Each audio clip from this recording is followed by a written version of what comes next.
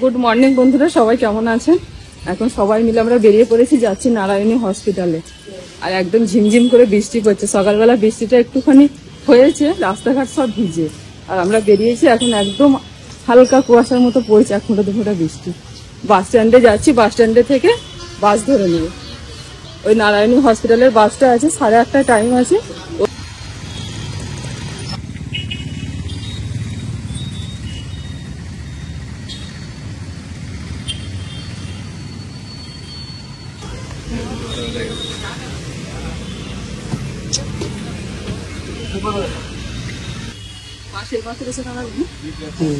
এই তো হলো বাস স্ট্যান্ডে দাঁড়ায় না, পাশেই থাকে। হ্যাঁ, বাস স্ট্যান্ড থেকে সেদিনে ঘুরিয়ে নেয় বাস স্ট্যান্ড থেকে। জায়গা কেন দেবে? তো স্ট্যান্ডের বাস নয় এটা। নারায়ণী হসপিটালের যে বাস, সেই বাস এই যে পিছনে দাঁড়িয়ে আছে, এইখানটায় দাঁড়িয়েছে। আর এটা কিন্তু বাস স্ট্যান্ডের বাইরেটায়। বাস স্ট্যান্ডে কিন্তু এই বাসটা দাঁড়ায় না। আমরা বাস স্ট্যান্ডের ভিতরে ঢুকেছিলাম, তো দূর থেকে দেখতে পেলাম, সেই জন্য চলে এলাম। এখান দিয়ে আমরা এসেছি, এই যে বাস স্ট্যান্ড এইটা ঢুকছে, আর বাসটা দাঁড়িয়ে আছে দেখুন এখানে।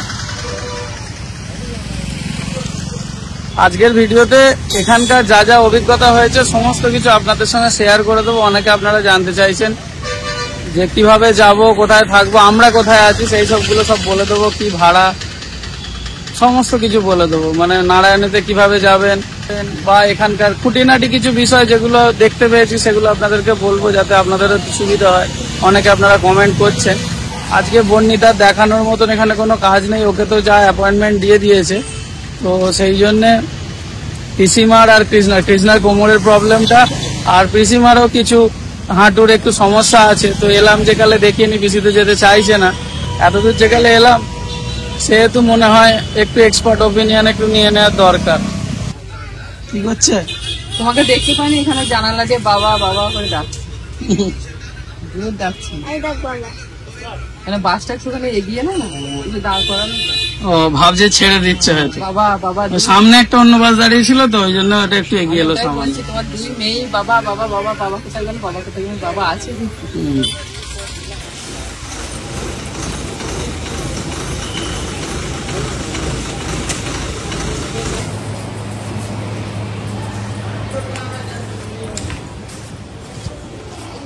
এখনো বাইরে কি রোদ গো?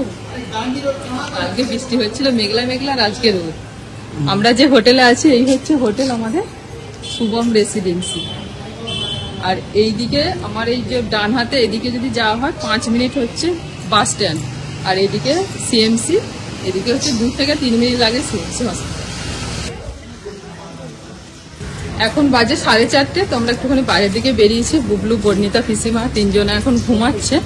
আর আপনারা আমাদেরকে অনেক কিছু কোশ্চেন করছেন, সেই কোশ্চেনগুলোর উত্তর দেওয়ার জন্য আমরা একটুখানি বাইরের দিকে বেরিয়েছি। তো বাস স্ট্যান্ডের দিকে আমরা যাচ্ছি। বাস স্ট্যান্ড থেকে একদম কাছেই ফোর্ট। আগের ব্লগেতে আপনারা দেখেছেন, পিসিমা, বর্ণিতা সবাইকে নিয়ে আমরা ঘুরতে গিয়েছিলাম। তো ওখানে বিশাল বড় একটা ফাঁকা জায়গা আছে, মাঠ আছে। ওই মাঠেতে বসে একটুখানি শান্তভাবে আপনাদের সব প্রশ্নের উত্তরগুলো দেব। এই যে আমাদের হোটেল যাওয়ার যে গলিটা, আর এই যে বাস স্ট্যান্ডের দিকে এইখানটা। সকালবেলা যে বাস ধরেছিলাম, এইটা হচ্ছে বাস স্ট্যান্ড। আর বাসটা নারায়ণীর এইখানটায় দাঁড়ায়, এই যে এইখানটা করে। কথা বলতে বলতে কোর্টের কাছে চলে এসেছি। এই যে মাঠটা, এখানটাই হচ্ছে মোটামুটি এখানকার একটুখানি ফাঁকা ফাঁকা জায়গা, যেখানে এসে একটু বসা যায়, কথা বলা যায়। রুমের ভিতরে যে ভিডিও করব, এখন সবাই মিলে আর কি খেয়ে দিয়ে একটু ঘুমোচ্ছে। তো বুবলু উঠে পড়বে, আর উঠে পড়লেই ও মানে আর ভিডিও টিডিও ওখানে করতে দেবে না। আপনাদের অনেকের অনেক কোয়ারি আছে, যেগুলো আমরা কমেন্টের মাধ্যমে পড়েছি। অনেকে আপনারা বলছেন যে এটা কোথায়, হোটেলের ব্যাপারে। বর্ণিতার কি হয়েছে অনেকে হয়তো আপনারা বুঝতে পারছেন, একটু কনফিউশন হচ্ছে। আমাদের যারা পুরনো আপনারা বন্ধু আছেন তারা তো জানবেন, কারণ 1 বছর আগে আমরা এখানে এসেছিলাম। তো তখনও টুকটাক ব্লগ বানানো আছে, দেখলে যারা দেখেছেন তারা জানেন। তো এখন আরো ডিটেলসে বলে দেবো যে বর্ণিতার অ্যাকচুয়াল কি হয়েছে, তারপর কৃষ্ণার কি প্রবলেমের জন্য নারায়ণীতে আমরা যাচ্ছি আর কি। এখন 2018 সাল থেকে আমরা 2018 সালে প্রথম এসেছিলাম এই নারায়ণীতে কৃষ্ণার প্রবলেম নিয়ে। তো সব জিনিসটাই আস্তে আস্তে আপনাদেরকে বলবো। অনেকের আপনাদের কোয়ারি যে ভেলোরে কি করে আসবেন, হোটেলের ভাড়া, সমস্ত কিছু যেটুকু আমরা জানি। আপনাদের যেসব জিজ্ঞাসা আছে সেগুলোর উত্তর দেওয়ার আগে আমি একটা কথা আপনাদের বলি। যে প্রথমে যেটা বলবো সেটা হচ্ছে যে এই জায়গায় কাউকে যেন আসতে না হয়, কারণ এটা কোনো বেড়ানোর জায়গা নয়। এখানে হচ্ছে সবাই আসে রোগের চিকিৎসা করতে, ডক্টর দেখাতে, আর এখানেতে ওই রুমে থাকা খাওয়া আর হচ্ছে হসপিটাল, এই করেই মানুষের সারা দিনটা কেটে যায়। তো আজকের দিনটা আর কালকের দিনটা পুরো দুটো দিন ফাঁকা। তো আপনারা অনেকে অনেক ধরনের কোশ্চেন করছেন। আমি বর্ণিতার বাবাকে বললাম যে যেহেতু আজকে দুটো দিন আমাদের পুরো হাতে পুরো ফাঁকা, হসপিটালে যাওয়ার কোনো কাজ নেই, কারণ বর্ণিতার 3 নম্বর দিনে বর্ণিতার হচ্ছে একটা টেস্ট দিয়েছেন, সেটা পরশু দিন আছে, সেটা আমরা করাতে যাব। তাই ভাবলাম যে আপনাদের কোশ্চেনের উত্তরগুলো দিই, কারণ কয়েকজন আবার বলেছেন যে এই অক্টোবর মাসে এখানে আসবেন, কিভাবে আসবেন, কোথায় থাকবেন, আমরা কোন হোটেলে আছি, এখানে ভাড়া কেমন, এইগুলো যদি জানায় মানে ওনাদের পক্ষে খুব সুবিধা হয়, ভালো হয়। যার জন্য আমি বললাম ঠিক আছে, আমরা তাহলে একটা ভিডিওর মাধ্যমে সবার সমস্ত কোশ্চেন উত্তর দিয়ে দেব। তো বর্ণিতার বাবাই বেশিরভাগ কোশ্চেনের উত্তরগুলো দেবে, আমি একটুখানি ক্যামেরাটা করি আর ও সব কিছু বলুক, আপনাদেরকে ডিটেলসে সব কিছু বলুক। দাও আমার হাতে দাও। প্রথমেই আপনাদেরকে বলি সিএমসিতে আপনারা কিভাবে আসবেন। আমরা তো এসেছি হাওড়া থেকে, হাওড়া থেকে প্রচুর ট্রেন আছে। হাওড়া থেকে যে স্টেশন এখানে নামতে হয় সেটা হচ্ছে কাটপাটি জাংশন, এখানে নামতে হয় ট্রেন দিয়ে এলে। আর যদি প্লেন দিয়ে আসেন তাহলে তো কলকাতা থেকে আপনারা চেন্নাই আসতে পারবেন। কলকাতা থেকে চেন্নাই এলেই সুবিধা, চেন্নাই থেকে এবার যে কোনো গাড়িতে আপনাদেরকে ভেলোর আসতে হবে। ট্রেনেতে 28 থেকে 30 ঘন্টা মতো সময় লাগে, স্লিপারে ভাড়া লাগে ওই 700-800, যে যেটা যেমন ট্রেন সেরকম। আর এসিতে হলে যদি 3 টায়ার এসি হয় তাহলে ধরুন ওই 1750-1800, যেটা যেমন ট্রেন সেরকম পড়ে। 2500 টাকা মতো পড়ে হচ্ছে 2 টায়ার এসিতে, আর ফার্স্ট ক্লাস প্রায় 4000-এর ওপরে ফার্স্ট ক্লাস চলে যায়। তো এরকম ভাড়া। আর প্লেনেতেও আমরা যা দেখছিলাম, এই কোশ্চেনের ভিতর আরেকটা কোশ্চেন বলে দিই, যে অনেকেই আমাদেরকে বলছেন যে তোমরা তো প্লেনে আসতে পারতে, বা ফিরে যাওয়ার সময় তো প্লেনের টিকিট কেটে নিতে পারো, তাহলে আর তৎকালের যে প্রবলেম সেগুলো অতটা হয় না। কিন্তু আমরা যে চেক করে দেখলাম, আসার জন্য বা যাওয়ার জন্য মোটামুটি মাথা পিছু আমাদের 5-5.5 টাকার উপর ভাড়া লেগে যাচ্ছে। এবার টোটাল মিলিয়ে যেটা দেখলাম, আমরা যে সকলে এসেছি নামটামগুলো এজ টেজগুলো সব কিছু দিয়ে, তো আমাদের যেটা চিপেস্ট ভাড়া সেইটা পড়ছিল 23,000, কোনোদিন 24,000 এরকম। তো তার থেকে আমরা যে ট্রেনে এসেছি অনেক অনেক কম। আমাদের একদিকের ভাড়া পড়েছে ওই 7-7.5 টাকার ভিতরে সকলের হয়ে গেছে, সেখানে 24-25 হাজার টাকার কাছে প্লেনেতে লেগে যায়। এবার যাদের যতটা সামর্থ্য বা কতটা এমার্জেন্সি আছে তার উপর নির্ভর করে আসবেন। প্লেনে এলে তো আপনার 2.5-3 ঘন্টার মধ্যে চলে আসা যাবে। আর এদিকে যে রাস্তাটা চেন্নাই এয়ারপোর্ট থেকে ভেলোরে আসতে টাইম লাগে ওই 1.5 ঘন্টা মতন। তো মানে সেম ডেতে এখানে আসা যাবে প্লেনেতে এলে। এবার হচ্ছে কোন হোটেলে আছি, কৃষ্ণা তো আপনাদেরকে দেখালো, শুভম রেসিডেন্সি, SUBAM রেসিডেন্সি। তো সেটাকে আপনারা সার্চ করে নেবেন, আর আমরা তো দেখিয়ে দিলাম, ওতেই দেখবেন ফোন নাম্বার লেখা আছে, তো আপনারা ফোন করে নেবেন। এর আগে আমরা হোটেলে থেকেছি বা সকলের রিভিউ নিয়েছি, যেখানেই আপনারা যাবেন সে যত বড় হোটেলই হোক, ছাড় পোকার একটা বিরাট এখানে একটা সমস্যা আছে। কিন্তু আমরা যে হোটেলটায় আছি এখানে ওই প্রবলেমটা নেই। কিন্তু হয়তো এখানে 50-100 টাকা বেশি ভাড়া, আমাদের কত টাকা লাগছে, ডবল বেড সিঙ্গেল রুম নিলে এখানে ভাড়া পড়ে 600 টাকা পার ডে, যদি ওই 2 জন অ্যাডাল্ট আর একটা যদি বাচ্চা থাকে। যেহেতু আমাদের সঙ্গে পিসিমা আছে, তো আমাদেরকে ট্রিপল বেড আমরা নিয়েছি, যাতে একটুখানি ফাঁকা জায়গাটা একটু বেশি পাই। তো ট্রিপল বেডে আমাদের লেগেছে 800 টাকা ভাড়া, আর একজন এক্সট্রা বলে আমাদের আরও 100 টাকা আর কি এক্সট্রা বেডের জন্য। তো 900 টাকা করে আমাদের পার ডের ভাড়া লাগছে। অন্য হোটেলের সঙ্গে এই হোটেলের যে ডিফারেন্স সেটা হচ্ছে পরিষ্কার পরিচ্ছন্নতার দিক দিয়ে প্রচুর পরিষ্কার, যে কোনো জায়গা বাথরুম থেকে সমস্ত কিছু প্রচুর পরিষ্কার, মানে অনায়াসে থাকা যাবে ফ্যামিলি নিয়ে, কারোর কিন্তু কোনো প্রবলেম হবে না। তো এটুকু অ্যাসিওরেন্স আমাদের দিক থেকে আমরা দিতে পারি। এই গেল হোটেল। দাঁড়িয়ে দাঁড়িয়ে পা ব্যথা হয়ে গেছে, একটুখানি বসে পড়লাম, অনেকক্ষণ দাঁড়িয়ে আছি। এক দিদিভাই কমেন্ট করেছেন যে সিএমসিতে খরচা কম নাকি নারায়ণীতে খরচা কম, তো সেটা বর্ণিতার বাবাই একটু বলবে। সিএমসি নারায়ণী দুটোই ভালো, তবে যদি খরচের দিক দিয়ে বলেন তাহলে আমরা যতটা দেখেছি নারায়ণীতেই খরচাটা কম। নারায়ণীতে আমার জন্য দেখানো হচ্ছে আর বর্ণিতার জন্য দেখানো হচ্ছে সিএমসিতে। দেখুন এমনি আমরা ডক্টর মানে এখনো পর্যন্ত আমরা শুধু ডক্টর দেখাচ্ছি, কারণ বর্ণিতার এখন অপারেশন হয়নি, অপারেশন হলে জানতে পারবো কতটা কি খরচা। তবে ডক্টর দেখানো, ওষুধ এইসব ব্যাপারগুলোতে আমরা বলবো যে নারায়ণীতে অনেকটা খরচাটা কম। যারা পাশাপাশি আছেন সব রুমে সকলের সঙ্গে তো কথা হচ্ছে, তো বেশিরভাগ লোকই বলছে নারায়ণীতে অপারেশনের দিক দিয়ে মানে যে কোনো দিক দিয়ে খরচটা কম। যেমন একটা উদাহরণ দিই, সিএমসিতে যদি প্রাইভেটে ডাক্তার দেখানো হয় তখন 900 টাকা লাগে। সিনিয়র প্রাইভেট ডাক্তার নারায়ণীতে নেয় হচ্ছে 450 টাকা।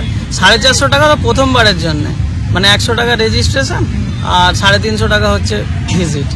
এবার আপনারা বলবেন তাহলে নারায়ণীতে আমরাই কেন দেখাচ্ছি না, যেহেতু খরচ কম। তো বিষয়টা এখানে মানে প্রথমবার এলে না সবাই সবকিছু অতটা বুঝতে পারবে না। আস্তে আস্তে মানুষের সঙ্গে কথা হচ্ছে, যারা ট্রিটমেন্ট করাচ্ছেন, এখানে ওখানে অনেক রকম মানুষের সঙ্গে পরিচয় হচ্ছে হোটেলের মধ্যে, হসপিটালের মধ্যে। তো আমাদের একটুখানি জানার ইচ্ছে, লোকের সঙ্গে আমরা কথা বলি সকলের সঙ্গে। তো সেই হিসেবে আমরা এখন বিষয়গুলো জানতে পারছি সব। যেহেতু এই ট্রিটমেন্টটা বর্ণিতা যেটা এখানে হচ্ছে সিএমসিতে, সেটা আজকে থেকে কিন্তু এবার থেকে নয়, আমরা গত বছরেও এসেছিলাম আর এখান থেকেই দেখানো স্টার্ট করেছিলাম। আর সিএমসির ওপরে যেহেতু অনেকটা পুরনো, সকলে সিএমসিটাকেই চেনে, ভেলোর মানে হচ্ছে সিএমসি, এইটা একটা মানে প্রতিষ্ঠিত সত্য হয়ে আছে। আর নারায়ণী যে হসপিটাল, এটা অনেকটাই আর কি নতুন, যার জন্যে লোকের যে বিশ্বাসটা এখানে, আর প্রথম থেকে যেহেতু আমরা দেখাচ্ছি এখানে, সেহেতু আমরা আর চেঞ্জ করিনি কিছু। যে ডাক্তারবাবু দেখছেন 1 বছর ধরে, তো সেখানটা ফট করে চেঞ্জ করে দেবো, সেই হিসেবে আর করিনি। এখানে আমি একটা কথা বলি, বর্ণিতাকে নিয়ে আমরা যখন 1 বছর আগে প্রথম ওই হাঁটুর সমস্যাটার জন্য এসেছিলাম, তখন অনেকের সাথে কথা আমরা বলেছিলাম এই বিষয়টা নিয়ে, যে কোথায় দেখালে ভালো হয়।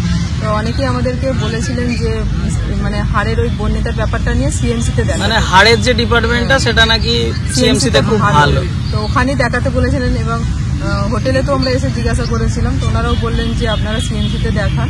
সেই জন্য আমরা প্রথম বর্ণিতাকে সিএমসিতে দেখাই, আর যার জন্য আমরা চেঞ্জ করিনি, বর্ণিতাকে এখানেই সব ট্রিটমেন্টটা করছি। কৃষ্ণাকে কিসের জন্য দেখাচ্ছি, এটাও সেই যারা পুরনো বন্ধু তারা তো জানবেন, আর যারা নতুন তাদের জন্য বলে দিচ্ছি। কৃষ্ণার একটা সমস্যার জন্য আমরা 2018 সালে প্রথম এসেছিলাম। তো সেইটা একটুখানি বিশদে, খুব বেশি বিশদে বলছি না, তাও ছোট্ট করে বলছি। কৃষ্ণার অনেক আগে থেকে, মানে আমাদের বিয়ের আগে থেকে একটা প্রবলেম ছিল। তো সেটা হচ্ছে ওর ব্রেস্টে একটা লাম্প আছে, ছোট এরকম মাংসপিণ্ড আছে। তো তখন থেকেই আমরা কলকাতাতে ট্রিটমেন্ট করতাম। তো 2018 সালে মানে আমরা দেখাতাম কলকাতায় NRS হসপিটালে। তো মনের মধ্যে একটা ভয় লাগতো যে একটা, বুঝতেই পারছেন আমি আর জিনিসটা বলছি না। তো সেই ভয়ে ভয়ে আমরা 2018 সালে যখন চাকরি বাকরি করে, আমি তো যে প্রফেশনে ছিলাম অনেকে হয়তো জানেন, আমি অ্যাকাউন্টেন্টের কাজ করতাম। তো যখন একটুখানি পারলাম যে হ্যাঁ এবার দেখাতে যেতে পারবো, একটু খরচ খরচা করতে পারবো, তো তখন এখানে এনে আমরা চেক করলাম যে হ্যাঁ কি হয়েছে। তো ফিব্রো এডিনোমা বলে আর কি, যেটা মাংসপিণ্ডটা, তো তাতে কোনো প্রবলেম কিছু ছিল না। তো ডাক্তারবাবু আমাদেরকে 2018 সালে টেস্ট করে যেটা বলেছিলেন, যে ওর একটা সাইজ আছে, তো সাইজ একটা আমাদেরকে একটা মাপ বলে দিয়েছেন যে এত বড় যদি হয়ে যায়, তোমরা প্রত্যেক বছর একবার করে এখানে না আসো, তোমাদের লোকালেই আল্ট্রাসোনোগ্রাফি, মোমোগ্রাফি করে তোমরা দেখে নিও। যদি দেখো এইটার বেশি হয়েছে, তখন কিন্তু ওটা ছোট অপারেশন করে কেটে বের করে দিতে হবে। তো ওপরওয়ালার আশীর্বাদে এখনো পর্যন্ত সেরকম কিছু প্রয়োজন হয়নি। তো যেহেতু আমরা এখন এখানে এলাম, সেহেতু একবার চেক আপ করিয়ে নিলাম, বা টেস্টটা এখানে করিয়ে নিলাম, দেখলাম যে ওটা ঠিকঠাকই আছে। মানে চাইলে আমরা অপারেশন করতে পারি, কিন্তু এখন কোনো প্রয়োজন নেই, সেহেতু শুধু শুধু কাটাছেঁড়া করাটাও তো ঠিক নয়। তো সেই জন্য আর কি ওটার দিকে আর কোনো অসুবিধা নেই। এই হয়ে গেল কৃষ্ণার প্রবলেম।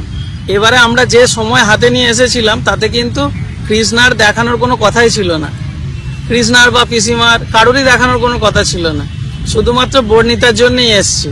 এবার যেহেতু এরকম হলো, সময় পাওয়া গেল, 2 দিন আমরা চুপচাপ বসে আছি, সেহেতু বললাম এসছি যে গেলে আমাদের ওখানে টেস্ট করার থেকে এখানেই একবার ডাক্তারবাবুকে চেক আপটা করিয়ে নি, কারণ এত খরচা করে এত দূর এসছি, ও তো কিছুতেই রাজি নয়। জোর করে নিয়ে গেলাম। তার সঙ্গে পিসিমারও কোমরের একটু, হাঁটুর একটু সমস্যা আছে, মানে একটু ব্যথা ট্যাথা হয়ে যায়। তো আমাদের ওখানে ডাক্তার দেখায়, ওষুধ খেলে ঠিকঠাক থাকেন, আবার কিছুদিন পরে হালকা হালকা হয় কোনো সময়। তো সেটাও আমরা দেখিয়ে নিলাম। তো ডাক্তারবাবু দেখে বললেন যে আর্থারাইটিস, বললেন যে পুরোপুরি ভালো হবে না, ওই ওষুধ টষুধ খেয়ে ঠিকঠাক থাকতে হবে। আর যেহেতু পিসিমার এখন 65-র ওপর বয়স হয়ে গেছে, দেখে আপনারা বুঝতে পারবেন না, সেহেতু বললেন যে এটা মানে নতুন করে যে পুরোপুরি সারবে না, এরকম থেকেই নাকি যায় এর এই রোগটা। নাকি এটাও জিজ্ঞাসা করেছেন যে এখানে বাংলা হিন্দি সবকিছু বোঝে কিনা। তো এখানে কোনো ভয়ের কিচ্ছু নেই, কোনো লোক ধরে আসার দরকার নেই, কোনো দালাল কারোর মানে এই ব্যাপারে পড়ার দরকার নেই। নির্ভয়ে কারোর ওপর নির্ভর না করে সোজা চলে আসবেন ডাক্তারদের কাছে। যদি বাংলাতে বলেন, তাতেও লোক আছে যারা আপনার কথাটাকে আর কি তামিলে কনভার্ট করে বলবে। তো অনেক ডাক্তারবাবুরা হিন্দি যারা বলতে পারবেন একটু আধটু ভাঙা ভুঙি যা হোক করে বুঝিয়ে দিতে পারবেন। আমার মতো হ্যাঁ, কৃষ্ণা যেমন আধা হিন্দি আধা বাংলা করে সবাই মানে সব বুঝিয়ে কাজ করে ফেলছে। তো সেরকমই ভয়ের কিচ্ছু ব্যাপার নেই, যে বাংলা বাংলা সবাই বোঝে। এবার যে ডাক্তারবাবুরা বোঝেন না তাদের জন্য আলাদা লোক আছে, তারা আপনার পাশে বসে ডাক্তার আপনার কথাটা শুনে ডাক্তারকে তামিলে বলে দেবে। আর যারা হিন্দি জানেন তাদের তো কোনো ব্যাপারই নেই, সবাই হিন্দি জানে। সবাই হিন্দিটা বোঝে। হিন্দিটা সবাই বোঝে। আমাদেরও মনে প্রথমবার যখন 2018 সালে আসি তখন একটু ভয় ভয় লাগছিল, কিন্তু কোনো ব্যাপার নেই, যেহেতু আমি মানে ইংলিশটা সেরকম মোটামুটি ভাবে বলে নিই, হিন্দিতে কোনো অসুবিধা নেই, বাংলা তো ছেড়েই দিন। তো এইভাবে কমিউনিকেশনে কোনো অসুবিধা হয় না। কেউ যদি শুধু বাংলা জানে তারও কোনো প্রবলেম নেই, চলে আসবে। ডাক্তারবাবুর কাছে হ্যাঁ, লোক বসে আছে। এবার বলি বর্ণিতার কি হয়েছে। বর্ণিতার হচ্ছে হাঁটুর প্রবলেম।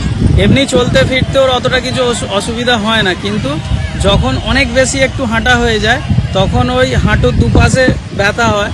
আরেকটা ওর যেটা মেজর প্রবলেম হয় সেটা হচ্ছে ওর যে বলে ওটাকে প্যাটেলা আর কি, মানে যে মালাই চাকি যেটা বলে, সেইটা না ওর হাঁটতে হাঁটতে কখনো কখনো ফলস হয়ে যায়।